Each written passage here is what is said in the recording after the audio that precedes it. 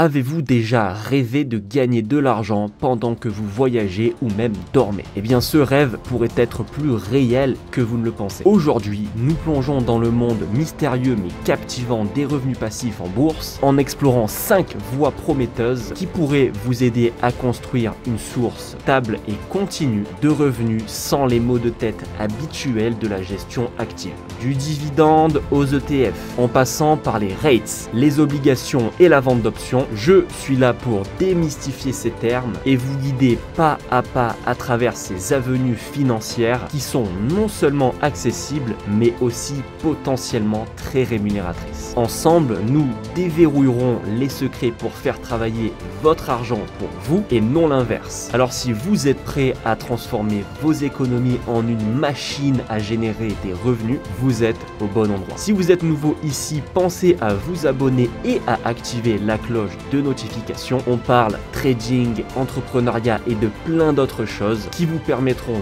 d'augmenter et de multiplier vos revenus. Attaquons la vidéo immédiatement. J'ai connu la richesse, mais j'ai connu aussi la pauvreté. Et j'ai choisi la richesse à chaque putain de fois.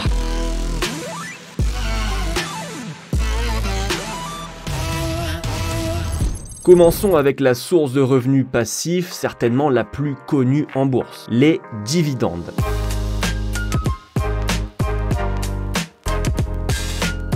Les dividendes sont des portions de bénéfices qu'une entreprise distribue à ses actionnaires, souvent sur une base trimestrielle ou annuelle. Ça fonctionne de manière assez simple. Si vous possédez des actions d'une entreprise qui verse des dividendes, vous recevrez un paiement régulier basé sur le nombre d'actions que vous possédez. Prenons un exemple concret. Si vous possédez 100 actions d'une entreprise qui verse 2 € de dividendes par action chaque année, vous recevrez alors 200 € par an, sans avoir à faire quoi que ce soit. Les entreprises stables et établies, souvent dans des secteurs comme l'utilité publique ou les produits de consommation de base, sont généralement des payeurs de dividendes réguliers. Ensuite, les dividendes peuvent être réinvestis pour acheter de nouvelles actions ou être encaissés pour être utilisés comme vous le souhaitez. La clé pour investir dans les actions à dividendes est de rechercher des entreprises qui ont un historique solide de paiement de dividendes. L'action la plus connue pour ce critère est Coca-Cola, qui est réputée pour sa longue histoire de paiement de dividendes. L'entreprise a non seulement versé des dividendes chaque année depuis 1920, mais elle a également augmenté ce dividende chaque année depuis plus de 50 ans, la qualifiant comme ce qu'on appelle un dividend king. Après avoir exploré la manière dont les dividendes d'actions peuvent constituer une source stable de revenus passifs en bourse, tournons-nous vers une autre stratégie qui a gagné en popularité pour sa facilité d'accès et sa diversification intégrée. Entrer dans le monde des ETF à dividendes, un moyen intelligent et efficace d'accéder à un flux de revenus régulier tout en atténuant certains risques associés à l'investissement dans des actions individuelles. Décryptons ensemble ce concept.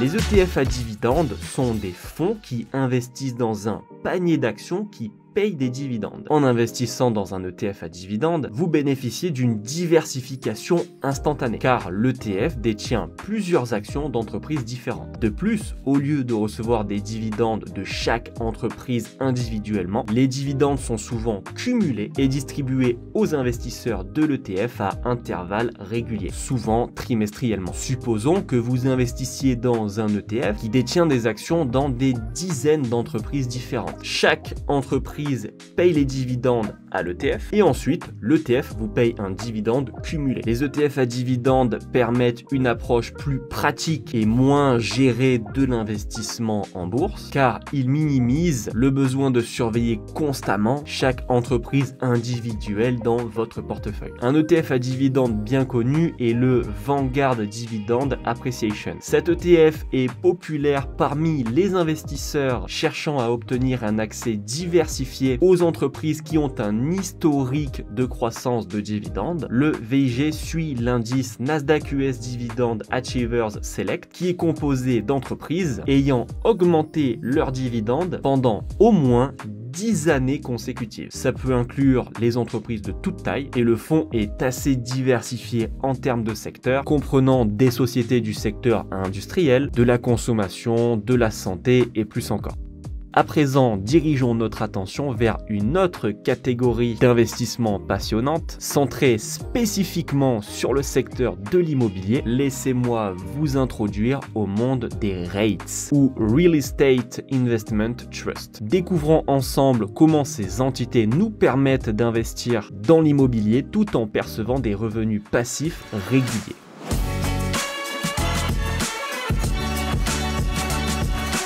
Les REITs sont des sociétés qui possèdent ou financent des propriétés immobilières qui produisent un revenu, comme des appartements, des centres commerciaux ou des hôtels. Les REITs sont spécialement conçus pour payer des dividendes généreux à leurs investisseurs. Ils sont tenus par la loi de distribuer au moins 90% de leurs revenus imposables aux actionnaires sous forme de dividendes, ce qui les rend très attrayants auprès des investisseurs qui cherchent à obtenir des revenus passifs. Un REIT vous permet de gagner de l'argent avec l'immobilier sans avoir à acheter ou à gérer des propriétés vous-même. Par exemple, si un REIT possède plusieurs immeubles d'appartements, les loyers qu'il collecte auprès des locataires sont utilisés pour payer les opérations futures et les dividendes aux investisseurs. Attention à ne pas confondre les REITs avec les SCPI. Ce sont deux moyens populaires d'investir dans l'immobilier, mais ils présentent des différences clés. Les REITs, généralement cotés en bourse, offrent une liquidité élevée, permettant d'acheter et de vendre facilement des actions, et ils doivent distribuer la majorité de leurs bénéfices sous forme de dividendes. D'autre part, les SCPI, qui ne sont généralement pas cotés en bourse, offrent souvent moins de liquidité et ne sont pas tenus aux mêmes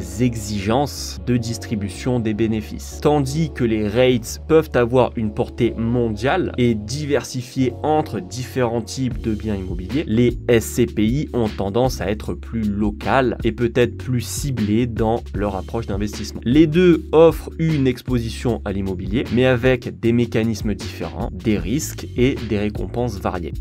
Explorons maintenant une autre forme d'investissement bien établie et considérée comme l'une des pierres angulaires d'un portefeuille diversifié, les obligations. Découvrons comment ces instruments financiers peuvent offrir une source stable de revenus passifs.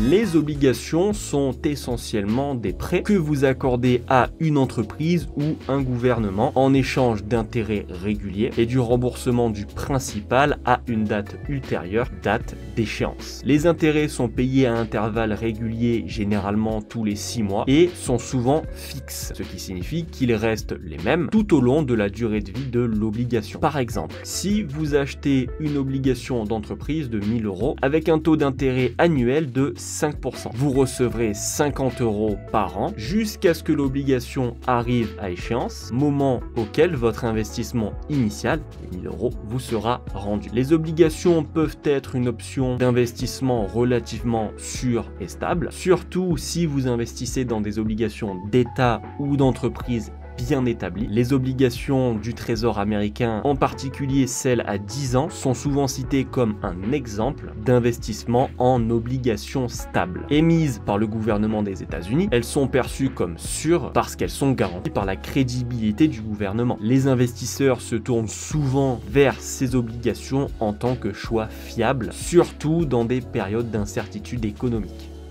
Pour terminer, dirigeons-nous maintenant vers une approche financière légèrement plus sophistiquée, la vente d'options. Bien que cette stratégie nécessite une connaissance plus approfondie et une gestion plus active, elle offre également une source potentielle de revenus passifs pour les investisseurs avisés. Examinons ça de plus près.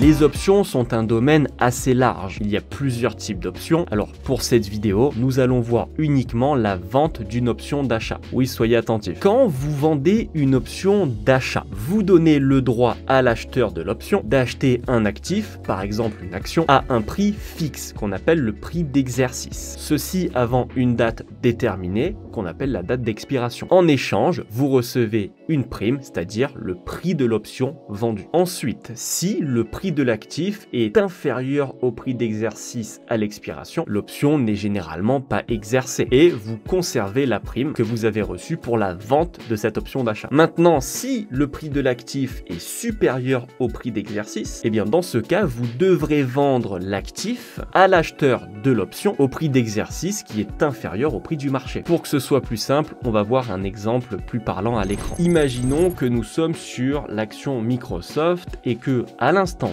T, une action Microsoft vaut 300 $. Évidemment, le cours de cette action fluctue dans le temps, elle est cotée en bourse. Donc ce que vous pouvez faire, c'est vendre une option d'achat à 310 $ comme prix d'exercice avec une date d'expiration de 1 mois. Cette vente d'option d'achat, vous allez la vendre 20 $, c'est la prime. Donc en gros, vous allez vendre cette option d'achat à quelqu'un qui est intéressé pour potentiellement acheter dans 1 mois une action Microsoft à 310 $ en échange de 20 $ de prime. Maintenant, imaginons, 1 mois plus tard, l'action Microsoft ne coûte plus que 200 $, c'est-à-dire qu'elle a perdu 100 $ de valeur. Eh bien, celui qui vous a acheté l'option d'acheter une action Microsoft à 310 ne va pas l'exercer, parce qu'en gros, il va payer 310 $ l'action Microsoft, alors qu'il peut l'acheter tout seul de son côté pour 200 $. C'est pas intéressant. Donc, dans ce cas-là, celui à qui vous avez vendu l'option d'achat, eh bien, a perdu 20 $, et vous avez empoché ces fameux 20 $ en revenu passif. Vous n'avez rien fait de plus que vendre une option d'achat. Maintenant, imaginons que 1 mois plus tard, l'action Microsoft coûte cette fois-ci 400 $. Et bien là, la personne qui vous a acheté cette option d'achat, elle va l'exercer parce que c'est intéressant. Elle peut vous l'acheter à 310, c'était le deal, et elle vaut 400 $. Donc, le gain de cette personne, ça va être quoi? Ça va être 400 $, le prix de l'action actuellement, moins 310 qui est le prix d'achat, le prix d'exercice de l'option, le prix à laquelle l'acheteur va vous acheter l'action Microsoft, moins 20 qui est le prix de l'option qu'il vous a payé. Donc, en gros, celui qui vous avait acheté cette option d'achat va se retrouver avec un gain de 70 $. Dans ce cas, celui qui a vendu l'option d'achat se retrouve perdant parce qu'il n'a touché que 20 $ et il se retrouve à devoir vendre une action 310 $ alors qu'elle en vaut 400. Et celui qui a acheté l'option se retrouve gagnant parce qu'il a payé 20 $ d'option pour acheter une action 310 $ alors qu'elle en vaut 400 $ aujourd'hui. Donc évidemment, vous pouvez pas toujours être gagnant quand vous vendez des options d'achat. Il y a des fois où vous devrez payer plus cher. Mais comme je vous l'ai dit, si vous êtes un investisseur avisé, que vous savez ce que vous faites, eh bien ça peut être un moyen très intéressant d'obtenir un revenu passif en accumulant comme ça les primes d'options d'achat. Maintenant, certains doivent se dire oui, mais pourquoi l'acheteur de l'option il achète pas l'action tout simplement dans son coin tout seul? Bah parce que c'est un petit peu comme une assurance. Oui, il aurait très bien pu acheter l'action 300 $ pour la vendre 400 $ un mois plus tard, mais elle aurait très bien pu chuter, comme on l'a vu avant, à 200 $ l'action. Donc dans le cas où elle chute, il aurait perdu 100 $, alors qu'avec l'option d'achat, il a perdu que 20 $ dans ce cas-là. Donc c'est vraiment un moyen intéressant des deux côtés pour faire de l'argent sereinement. Vous savez maintenant comment gagner de l'argent tout en dormant et surtout tout en regardant mes vidéos. Alors si vous avez trouvé cette vidéo intéressante, pensez à la liker, ça me ferait super plaisir. Je vous laisse avec la bande-annonce de la vidéo qui sortira dimanche prochain. Comme d'habitude, courte vie mais légendaire. Ciao ciao. Comment jongler entre le trading et une vie professionnelle ou étudiante bien remplie? Pour ceux d'entre vous qui ont déjà une carrière ou des études à gérer, il est essentiel d'avoir un calendrier strict. De nombreux outils peuvent vous aider à gérer votre temps plus efficacement. Vous devez avoir le contrôle sur votre temps. Gardez en tête que l'objectif, c'est d'être rentable à la fin de l'année, pas d'être celui qui a pris le plus de trades.